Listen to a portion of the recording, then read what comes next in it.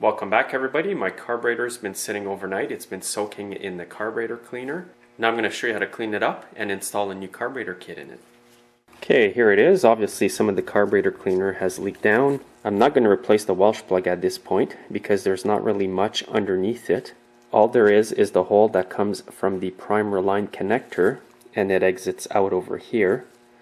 I would only replace it if I kept having continual problems with the carburetor. Now the tools I use to clean a carburetor in this condition is a very soft wire brush like this. It's probably made of brass or something like that, and sometimes I even use a toothbrush.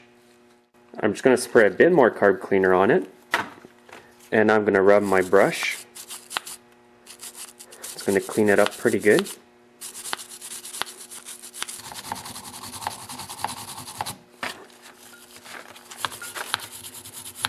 So keep doing this until it becomes nice and shiny on the carburetor. Some people may have a different method of doing this, but as long as your carburetor is clean, that's all that matters in the end, and that you don't cause any damage to any parts on the carburetor. You wouldn't want to use a wire brush that is too stiff because you could end up scratching the outer part of the carburetor here, and it may make it harder for the rubber O-ring to make a tight seal. Just going to spray a bit more carb cleaner. It's going to rinse off a bit of the dirt as well. I'm going to spray some inside here. Now at this point it's really important that the emulsion tube down here is really clean. That's the major part that needs to be cleaned, and for this I'm going to use a 5/64 drill bit. Do not attach it to a drill. Just hold it in your hands like this and it will fit perfectly in that tube, and I shove it up and down like this. If there's any dirt in there, it's going to get stuck on the drill bit. And repeat the process until the drill bit is clean.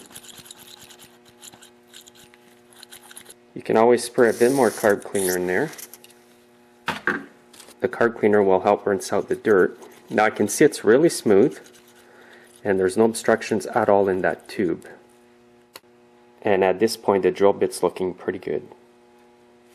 There wasn't much dirt in this emulsion tube, just a bit of algae from the old gas, but you still want to get it all off. If you see obvious dirt in the hole here where the needle goes, you would clean it. It looks pretty good now, so I'm just going to leave it the way it is. Everything else looks good. I'm just going to clean the fuel line connector over here with the wire brush. And it's looking a lot cleaner now. You might have noticed I tied the linkage here that goes to the carburetor with a small wire. That's so it doesn't come out of the butterfly mechanism over here. And now I've put the carburetor in the container with some straight gas. Be very careful when doing this. What I'm going to do now is use a paintbrush and clean the carburetor, rinse off all the dirt that is sitting on it, either on the outside or the inside.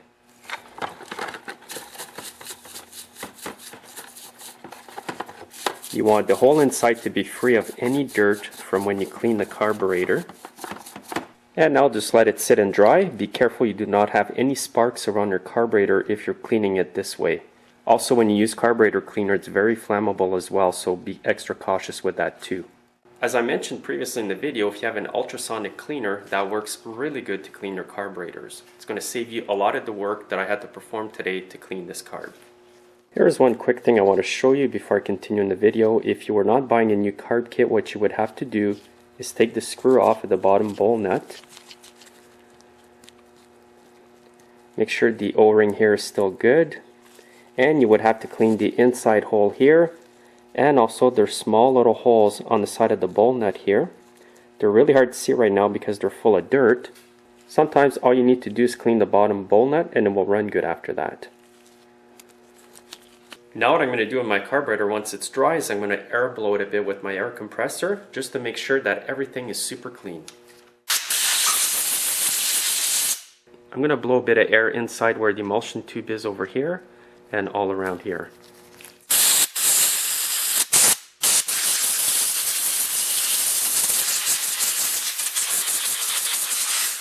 And I'm going to replace the cardboard that I've been working on because the odors from the carburetor are pretty intense and they're harmful to you.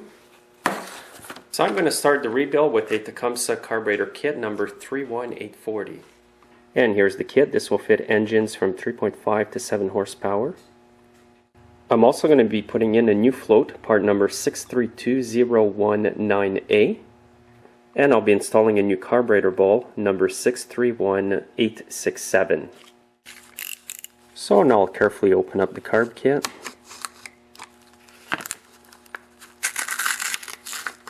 Always work on a nice clean area, especially when your carburetor's just been cleaned. In the kit, you're going to find the Welsh plugs. I'm not going to use them today, so I'm just going to save them in case I ever need them in the future. This little rubber here is in case you have a drain valve at the bottom of your bowl. I do not have one on the bowl I'm putting on, so I will not be using this. And you have the bowl nut, you have the O-ring, you have the needle, you have the seat, the little clip that goes on the needle, and the bowl washer. Here's the air mixture screw. Now the first part I'm going to install is the seat, and make sure that the soft side of it goes toward the tool. You'll notice one side has a small ridge on it. This one goes to the bottom of the carburetor. So it should be facing down like this, and push it in all the way down. If you don't have this tool, you can always use a drill bit and push it right in. That will work as well. Next, I'm going to put the little clip on the needle. I took my gloves off because it's much easier doing this without gloves on, and the carburetor's clean, so I'm not going to get any chemicals on my hands at this point. And you'll notice the clip is shaped like this. So it's going to go in the needle in this position, and it's going to clip in there, just like that. Now at this point you need the float. Also have this pin ready from the carburetor kit. Now grab the needle and insert it on the float in this position. In the Tecumseh manual, they recommend that this side of the clip holding the needle points out the air filter. I don't know if it makes much difference, but that's what they recommend, and that's what I'll be doing today. And now what you want to do is install the needle and the float.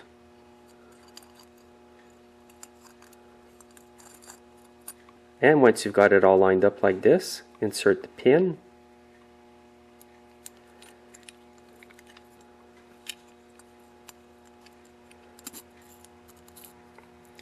Then push the pin like this. It's holding the float, and that's good.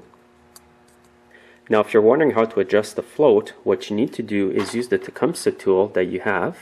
If you don't have this Tecumseh tool, use a drill bit size 11/64. And when the float is down like this, there should just be enough space for this to fit in there. You want to do this adjustment with the O-ring off of the carburetor, as it is now. And if you have the Tecumseh tool, this flat-edged part here of the tool will sit in like this. And it's perfect. If the float was way up here and it wouldn't go down, then you would have to do some adjustments. But in this case, it seems to be perfect right out of the package. Now if your float was sitting too high like this, what you would do is bend the tab up. Then that would let it go down more. If the float was way down more than it should be, then you would reach down in here and you would bend the tab down, and that would let it sit up higher. In this case, I don't need to do that, so I'm good to continue. Now if you connect the fuel line to the connector here of the fuel line, and your carburetor is like this, and you put the float up and you blow in it, you should not be able to blow when you're holding it up. If you're holding the float up like this and you can blow right through and the air escapes, there's a problem with the needle and the seat. But if you try to blow in here and you can't, and you're holding the float up, that means that the needle and the seat are doing their job and everything's good to go. If you have a pressure tester, you can press it with 5 to 10 pounds by holding it to make sure it keeps the pressure. At this point here, I'm going to install the bowl O-ring. I want to make sure that the O-ring goes all around the edge here and fits nice and tight. If the O-ring is really loose on the carb and it doesn't want to sit there, then you should get another one. You want it to be sitting on there nice and snug like this all the way around. Now you'll need the carburetor bowl, and install the flat side of the bowl toward the needle in this position here. You may have to just slightly turn it a bit back and forth to get it over the O-ring. And you want the bowl to be on there nice and snug like this. You don't want to see the O-ring protruding outside of the bowl. This is perfect actually.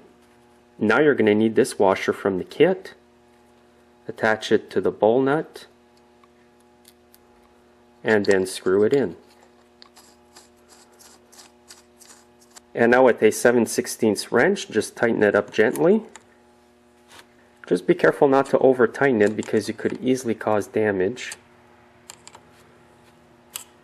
You're going to feel it getting snug, and then just tighten it slightly. I don't have the torque specs on this, so just be careful, use common sense. Just make sure it's snug. Now at this point I need to install the air mixture screw back on the carburetor, you're going to need to grab the old screw and retrieve the spring from it. Install it on the new screw. Now there's usually a brass washer that goes above the spring, and this one's in really bad shape, so I'm going to replace it with a new one. And this is part number 630739, and as you can see, there's one washer in there. Now just simply install the washer on the screw. You're going to have one small O-ring left in the kit like this, and install it over the screw like this. And now we're going to reinstall it in the carburetor.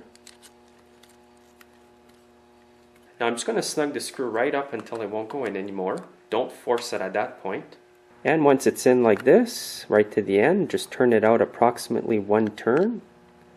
And then you can adjust it later on when the machine's running. And for the bottom screw, I'm going to turn it in all the way as well. Actually, it already is. And I'm going to turn it out one turn and a half. And then I can always tweak it when the machine is running. Alright, if you've been watching this video at this point, your carburetor is all rebuilt, it's nice and clean, and it's ready to be reinstalled on your snowblower or Tecumseh engine. I'm going to start by untying the linkage that I tied up earlier so it wouldn't get messed up.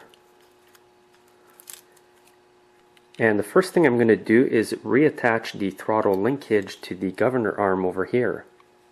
Just grab the end of the linkage, insert it in the third hole, down like that, and then bend it back down like this. Now what I need to do is realign the carburetor to the intake here, and I have both screws still on the carburetor. I'm going to use my large Phillips screwdriver for this. So line them up, and then reach down with your screwdriver and tighten up the screws on each side. And now reach in and tighten up the other screw on the other side. It's right back here. Might be a bit awkward to get to, but once you get it in place, it's going to go in. And make sure to retighten the nuts here if you've loosened them previously.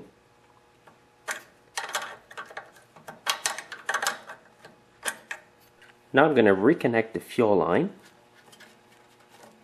Put the clip back, and I'm going to tighten up the clip. And now you'll need to reattach the wire here that goes to the switch. And you'll need to attach it to this tab right here. Now I'm going to reattach the throttle cable into this lever here. Now you'll need to install the cable back on this bracket. Install it approximately where it was before. You can see marks on the sheathing here, so just put it back where it was. And then tighten up the screw here.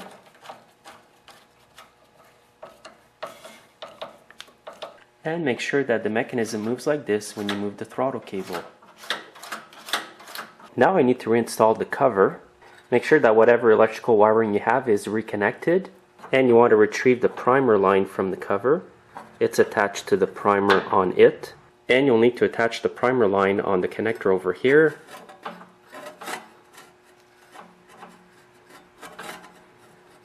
And now reinstall the cover on top of the carb. Make sure the choke shaft comes through the hole. Now reattach the choke knob to the top of the shaft.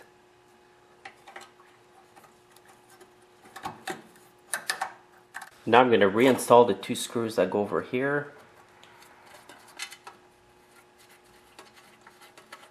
And make sure they're all nice and tight. And there's a Phillips screw that goes at the top. And there's another screw that goes over here. And if you have an electric starter on your motor, don't forget to reattach the switch by screwing in the two screws here on the top. So that's it. The job is done. All I need to do now is put in some fresh gas and give it a test run.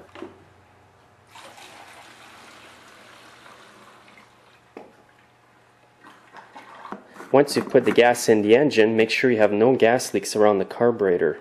And this one's good. I do not detect any leaks at all. Alright, I'm going to give it 2 shots of primer. Put the choke on. I believe it's on now.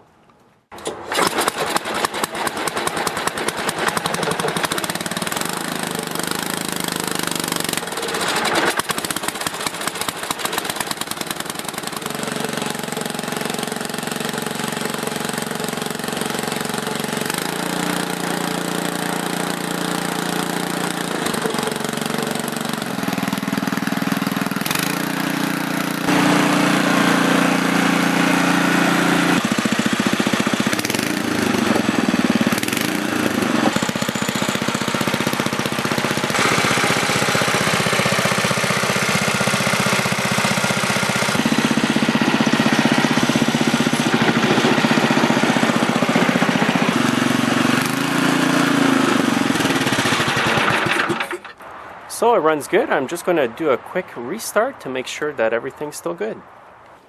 Even though it's warm, I'm going to give it one shot of primer.